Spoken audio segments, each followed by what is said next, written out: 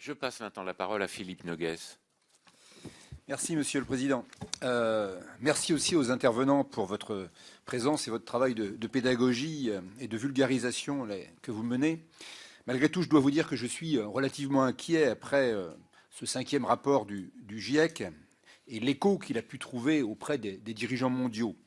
Alors même que ce rapport nous confirme qu'il est désormais certain que les activités humaines sont responsables du réchauffement climatique, nous continuons de nous engouffrer deux pieds devant dans une crise écologique sans précédent dont personne ne maîtrise avec précision les impacts financiers et humains.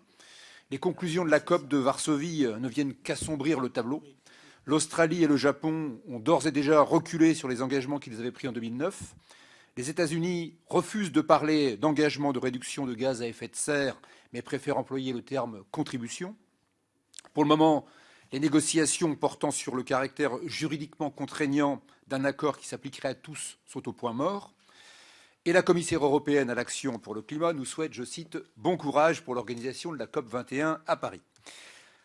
En France, le tableau est peut-être un peu moins sombre, mais à quel prix?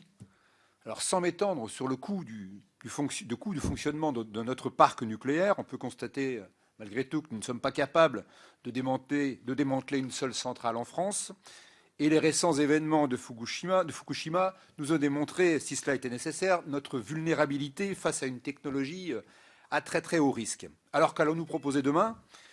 Si nous ne prenons pas rapidement conscience que la transition énergétique est urgentissime et qu'il faut dès aujourd'hui se doter des moyens techniques, humains et financiers pour vraiment développer sans modération les énergies renouvelables qui représentent, et je le déplore, une part marginale de notre production énergétique, il nous restera peut-être l'autre solution, celle de la construction de digues, d'arches, de bunkers ou d'abris antinucléaires.